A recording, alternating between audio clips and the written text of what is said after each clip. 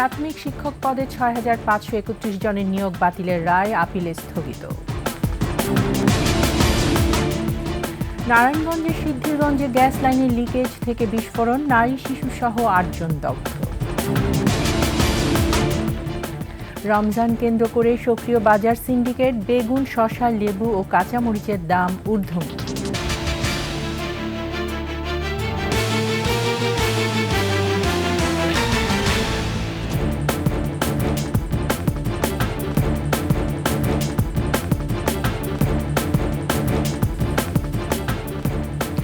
শুনছিলেন সংবাদ শিরোনাম। আমন্ত্রণ ২১ দেশের সংবাদে, সাথে আছে আমি তাইজিন রহমান। দর্শক, ২১ টেলিভিশনের সংবাদ একই সাথে সরাসরি দেখতে পাবেন আমাদের ফেসবুক পেজ www.facebook.com/2124 অনলাইনে।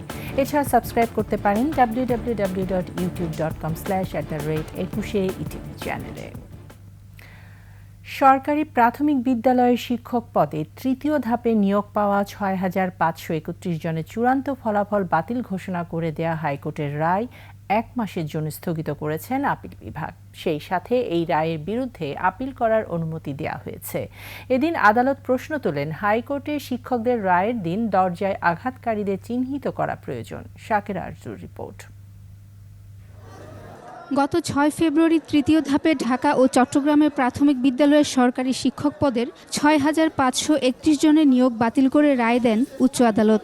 তাৎক্ষণিক আদালত প্রাঙ্গণে নজিরবিহীন বিক্ষোভ করেন চাকরি প্রত্যাশীরা। এরপর থেকে নিয়োগ বহালের দাবিতে রাস্তায় নামেন ভুক্তভোগীরা। পুলিশের জলকামান, লাঠিচার্জ কোনো কিছুতেই আন্দোলন থেকে সরাতে পারেনি তাদের। উপায় না দেখে হাইকোর্টের রায়ের বিরুদ্ধে আপিল করে প্রাথমিক শিক্ষা অধিদপ্তর। সোমবার সেই আবেদনের শুনানি শেষে নিয়োগ বাতিল করে দেয়া হাইকোর্টের রায় ১ মাসের জন্য স্থগিত করেন আপিল বিভাগ।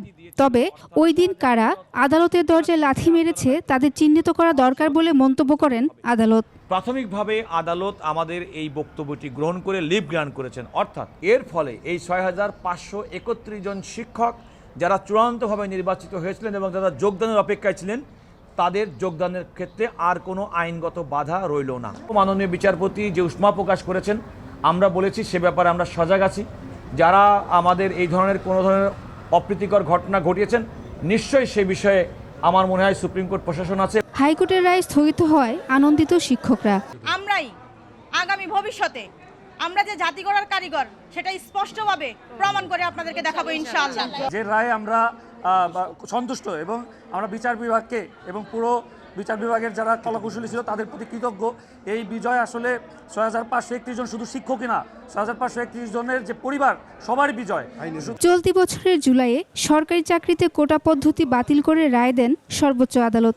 এ রায়ের ফলে কোটার ভিত্তিতে সরকারি প্রাথমিক বিদ্যালয়ের সহকারী শিক্ষক পদের ৬,৫৩১ জনের নিয়োগ অনিশ্চয়তার মধ্যে পড়ে।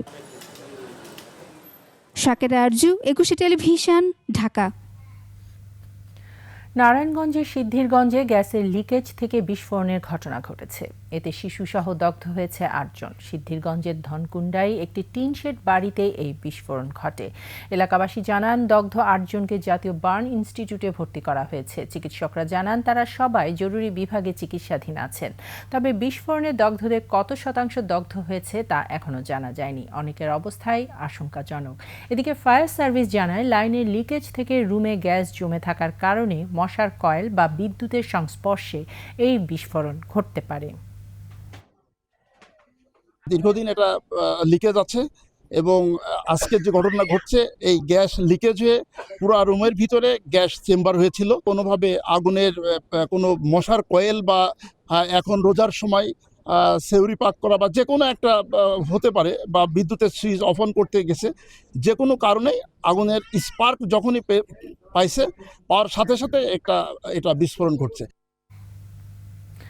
মাদারীপুরের শিবচর এবং ঝিনাইদহের শৈলকুপায় দুটি আগুনের ঘটনা ঘটেছে। গতরাতে মাদারীপুরের শিরুয়াইল বাজারের আগুনে পুড়ে গেছে ৩টি দোকান। ফায়ার সার্ভিস জানায়, একটি রেস্টুরেন্ট থেকে আগুনের সূত্রপাত, পরে তা ছড়িয়ে পড়ে অন্য দোকানগুলোতে।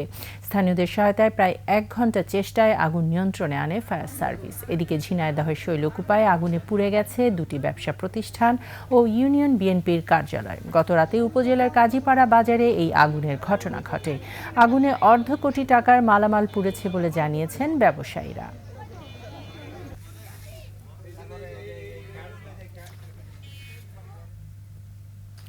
সাজেক রুইলুই পর্যটন কেন্দ্রে আগুনের ঘটনায় বেকার অন্তত 200 জন কর্মচারী। উপার্জন না থাকায় হিমশিম খেতে হচ্ছে সংসার চালাতে। সামনের দিনগুলো নিয়ে আছেন দুশ্চিন্তায়। এদিকে আগুনে 102টি স্থাপনা পুড়ে ক্ষয়ক্ষতির পরিমাণ দাঁড়িয়েছে 35 কোটি টাকা। রাঙামাটি প্রতিনিধি ছত্রং চাকমার তথ্যচিত্রে ডেস্ক রিপোর্ট। সাজেকের বাতাসে এখনো পোড়া গন্ধ ছড়িয়ে ছিটিয়ে আছে, পোড়া ছাই, সর্বত্রই ধ্বংসের চিহ্ন। গত সোমবার দুপুরে ভয়াবহ আগুনে পড়ে 102টি কটেজ, রিসোর্ট, রেস্তোরাঁ, দোকান ঘরসহ বসতঘর। এর মধ্যে 64টি কটেজ, রিসোর্ট, রেস্তোরাঁয় কাজ করতেন অন্তত 200 কর্মচারী, যাদের সবাই এখন বেকার। এরই মধ্যে টানাপোড়েন শুরু হয়েছে সংসারে। আমাদের এরকম 15-20 জনের স্টাফের ফ্যামিলি চলছে আমাদের এই রেস্টুরেন্ট থেকে। এখন আমাদের এই রেস্টুরেন্ট একদম মাটির সাথে মিশে গেছে। আমাদের কোনো টাকা পয়সাও নাই, হতাশাগ্রস্ত আর কি। এখন আমরা কি করে সময়টা পার করবো, এই সময়টা, এই দুঃসময়টা। সব হারিয়ে সবাইকে নিয়ে আবারও ঘুরে দাঁড়ানোর স্বপ্ন দেখছেন মালিকরা। ও ইন্টারেস্টে যাতে আমরা ব্যাংকিং সুবিধাটা সুন্দর মতো পাই, আনকন্ডিশনালি সমিতির মাধ্যমে। আমরা অচিরেই চেষ্টা করব আমাদের যে সমস্ত রিসোর্ট, কটেজ, রেস্টুরেন্টগুলো পড়ে গেছে, এগুলি যেন অচিরেই যেন কাজ শুরু করতে পারি। মেঘ আর পাহাড়ে ঘেরা 1800 ফুট উচ্চতার পর্যটন কেন্দ্রটি গড়ে তোলা হয় 2014-15 সালে। Khurshid Alam, desk report, 21 television. Ramzan এলেই বেড়ে যায় বেপরোয়া ব্যবসায়ীদের দৌরাত্ম্য। এর প্রভাব পড়েছে দেশের বিভিন্ন বাজারে। বেগুন, শসা, লেবু ও কাঁচামরিচের দাম ঊর্ধ্বমুখী। সপ্তাহের ব্যবধানে এসব নিত্যপণ্যের দাম কেজিতে বেড়েছে 10 থেকে 20 টাকা। খুচরা ব্যবসায়ীরা পাইকারদের দোষ দিলেও ক্রেতারা বলছেন রমজানকে কেন্দ্র করে সক্রিয় এই সিন্ডিকেট। প্রতিনিধিদের পাঠানো তথ্যচিত্রে আরও জানাচ্ছেন ইউসুফ হাসান নাইম। ইফতারের অন্যতম অনুষঙ্গ বেগুন, শসা, লেবু ও কাঁচামরিচ। এসব নিত্যপণ্যের বাড়তি চাহিদা থাকায় সুযোগ বুঝে দাম বাড়িয়ে দেয় ব্যবসায়ীরা। রাজবাড়ীর কাঁচা বাজারে দেখা গেল এই প্রভাব। সেখানকার বাজারে বেড়েছে অস্থিরতা। রমজানের দ্বিতীয় দিনে শহরের বড় বাজারে লেবু 50 থেকে 60 টাকা হালিতে বিক্রি হচ্ছে। এক সপ্তাহ আগে যা ছিল 25 থেকে 30 টাকা। আলু ছিল 15 থেকে 20 টাকা, যা বর্তমানে 22 টাকা কেজি দরে বিক্রি হচ্ছে। 20 টাকার বেগুন এখন 35 থেকে 40 টাকা। তবে অপরিবর্তিত রয়েছে পাতাকপি, ফুলকপি ও শিমের দাম। ক্রেতাদের দাবি সরবরাহ স্বাভাবিক থাকলেও মুনাফালোভী ব্যবসায়ীদের কারসাজিতেই এই দাম বৃদ্ধি।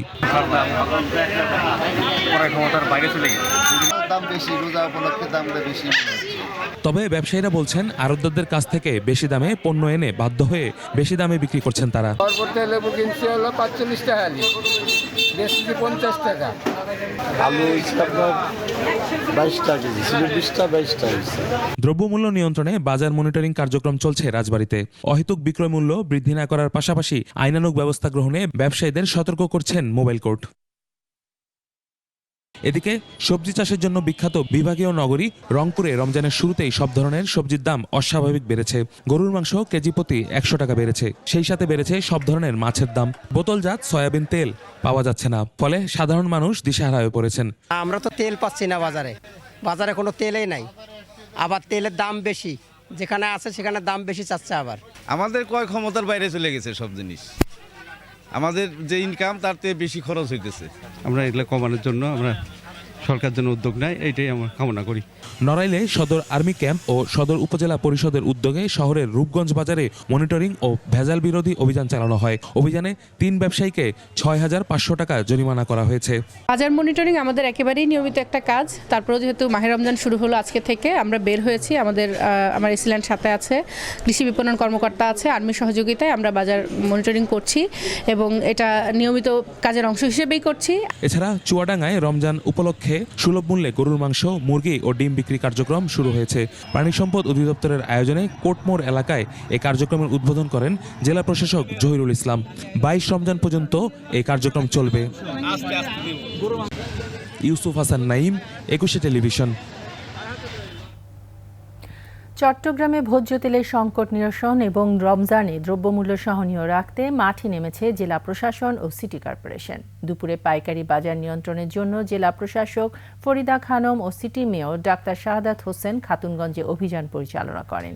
এই সময় দ্রব্যমূল্য নিয়ে কোনো কারসাজি না করতে ব্যবসায়ীদের সতর্ক করা হয়। পরে জেলা প্রশাসক ফরিদা খানম বলেন, কাল ভোজ্য তেল ব্যবসায়ীদের সাথে বৈঠক করা হবে। এরপরও সমস্যার সমাধান না হলে আইনগত ব্যবস্থা নেওয়া হবে।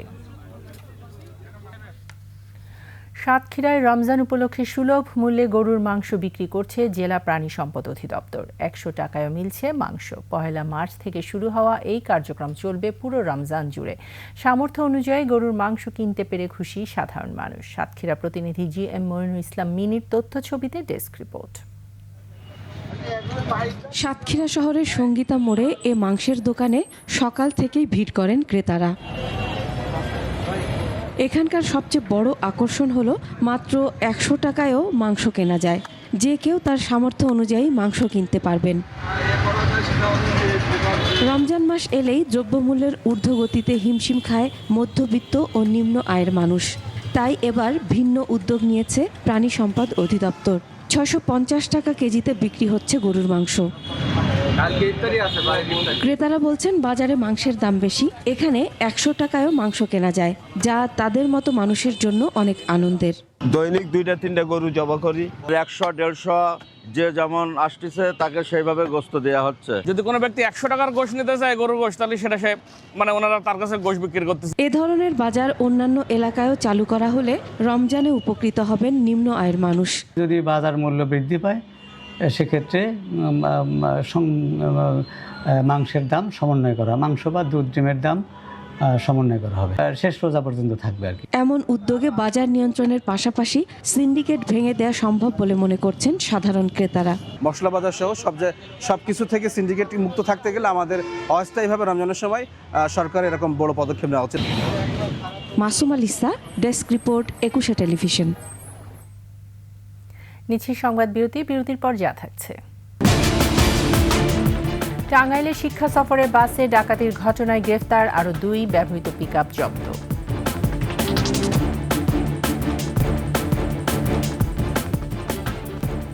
আবারও আমন্ত্রণ 21 দেশের সংবাদে। টাঙ্গাইলের ঘাটাইলে শিক্ষা সফরগামী 3টি বাসে ডাকাতির ঘটনায় আরও 2 জনকে গ্রেফতার করা হয়েছে। তারা হলো রংপুরের শফিকুল ইসলাম শরীফ এবং রূপন চন্দ্র ভাট। এ নিয়ে ডাকাতির ঘটনায় 6 জনকে গ্রেফতার করা হলো। গ্রেফতার শরীফ ও রূপনের কাছ থেকে সেদিন লুট হওয়া একটি মোবাইল ফোন এবং ডাকাতিতে ব্যবহৃত পিকআপ গাড়িটি উদ্ধার করা হয়। এর আগে গ্রেফতার 4 জনের দেয়া তথ্য মতে শরীফ ও রূপনকে গ্রেফতার করা হয় বলে জানায় পুলিশ। গত 25শে ফেব্রুয়ারি ভোরে ময়মনসিংহের ফুলবাড়িয়া থেকে শিক্ষা সফরের 4টি বাস নাটোরে যাওয়ার পথে ডাকাতির ঘটনা ঘটে। ডাকাতির এই মালামাল সহ বিভিন্ন পয়েন্টে আমরা যে ইনফরমেশনগুলো দিয়েছিলাম পঞ্চগড় জেলা পুলিশকে, তেঁতুলিয়া থানা পুলিশকে, সেই ইনফরমেশনের মাধ্যমেই তারা 5 জন ডাকাতকে ধরতে সমর্থ হয় এবং কিছু মালামাল রিকভারি করতে সমর্থ। আলাদা সড়ক দুর্ঘটনায় রাজশাহীর গোদাবাড়ি এবং ফরিদপুরের ভাঙ্গায় 4 জনের মৃত্যু হয়েছে। এ সময় আহত হয় 5 জন। পুলিশ জানায়, ভোরে হৃদরোগে আক্রান্ত এক রোগী নিয়ে গোদাবাড়ি থেকে রাজশাহী মেডিকেল কলেজ হাসপাতালে যাচ্ছিল অ্যাম্বুলেন্সটি। এ সময় রাজশাহী চাঁপাইনবাবগঞ্জ মহাসড়কের রাজাবাড়ি বিজিবি চেকপোস্টের কাছে ট্রাকের সঙ্গে অ্যাম্বুলেন্সের সংঘর্ষ হয়। এতে অ্যাম্বুলেন্সটি দুমড়ে মুচড়ে যায় এবং ঘটনাস্থলে চালক সহ 3 জন মারা যান। এ ঘটনায় আহত 3 জনকে উদ্ধার করে রাজশাহী মেডিকেল কলেজ হাসপাতালে পাঠানো হয়। ফরিদপুরের মধুখালীতে মোটরসাইকেল দুর্ঘটনায় এক তরমুজ ব্যবসায়ী নিহত হয়েছেন। পুলিশ জানায়, ঢাকা খুলনা মহাসড়কে দাঁড়িয়ে থাকা একটি লরির পেছনে দ্রুতগতির মোটরসাইকেল নিয়ন্ত্রণ হারিয়ে ধাক্কা দেয়। এতে ঘটনাস্থলে মোটরসাইকেল আরোহীর আব্দুল মতিনের মৃত্যু হয়। পৃথক ঘটনায় ব্রাহ্মণবাড়িয়া, চট্টগ্রাম ও রাজশাহীতে 4 জন নিহত হয়েছেন। ব্রাহ্মণবাড়িয়ার কসবার ধ্বজানগর গ্রামে 2 বোনের মরদেহ উদ্ধার করেছে পুলিশ। গতরাতে পারিবারিক কলহের জেরে ওই গ্রামের সামিউলের স্ত্রী জ্যোতি ও তার বোন স্মৃতিকে শ্বাসরোধে হত্যা করা হয়েছে বলে ধারণা করা হচ্ছে। চট্টগ্রাম নগরীতে ছিনতাইকারীর ছুরিকাঘাতে এক ব্যক্তি নিহত হয়েছেন। রোববার রাতে নগরীর জুয়েল রোডে আমানত শাহ মাজার এলাকায় এই ঘটনা ঘটে। এদিকে রাজশাহীর পবা উপজেলার বাগসরাই বারনই নদীর তীর থেকে এক অটো ভ্যান চালকের মরদেহ উদ্ধার করেছে পুলিশ।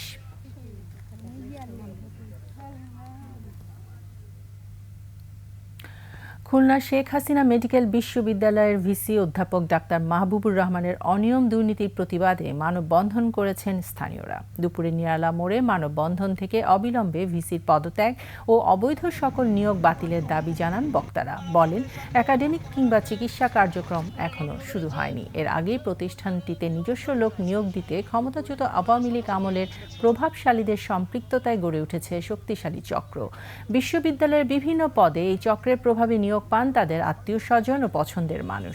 তদন্ত করে ভিসির বিরুদ্ধে ব্যবস্থা নেওয়ারও দাবি জানান বক্তারা। মজুরি বাড়ানো এবং ১৩ সহকর্মীকে চাকুরিচ্যুত করার প্রতিবাদে ঢাকা আরিচা মহাসড়ক ১ ঘণ্টা অবরোধ করে বিক্ষোভ করেছে সোয়েটার কারখানা শ্রমিকরা। সকাল 10:30টার দিকে সাভারের উলাইল এলাকায় জড়ো হয়ে মহাসড়ক অবরোধ করেন ডায়নামিক সোয়েটার কারখানা শ্রমিকরা। এ সময় তারা পাশের আনলিমা ও আল মুসলিম গার্মেন্টস শ্রমিকদের রাস্তায় নামার আহ্বান জানালে তারা সাড়া দেয়নি। এতে বিক্ষুব্ধ শ্রমিকরা আনলিমা গার্মেন্টস লক্ষ্য করে ইটপাটকেল ছুড়ে। পরে পুলিশ, শিল্প পুলিশ ও সেনা সদস্যরা এসে তাদের আশ্বস্ত করলে কর্মসূচি প্রত্যাহার করে শ্রমিকরা। শেষ করছি ২১শে দেশের সংবাদ। যাবার আগে সংবাদ শিরোনামগুলো জানিয়ে দিচ্ছি আরও একবার। প্রাথমিক শিক্ষক পদে ৬,৫৩১ জনের নিয়োগ বাতিলের রায় আপিলে স্থগিত। নারায়ণগঞ্জের সিদ্ধিরগঞ্জে গ্যাস লাইনের লিকেজ থেকে বিস্ফোরণ, নারী শিশুসহ ৮ জন দগ্ধ। রমজান কেন্দ্র করে সক্রিয় বাজার সিন্ডিকেট, বেগুন, শসা, লেবু ও কাঁচামরিচের দাম ঊর্ধ্বমুখী।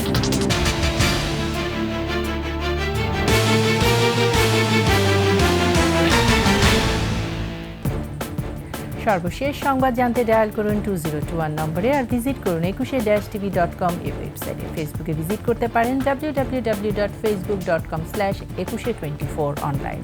এছাড়া সাবস্ক্রাইব করতে পারেন www.youtube.com/@21etv চ্যানেলে। এতক্ষণ সঙ্গে থাকার জন্য ধন্যবাদ। পরবর্তী সংবাদ সন্ধ্যা 7টায় দেখার আমন্ত্রণ রইল। 21-এর সাথে।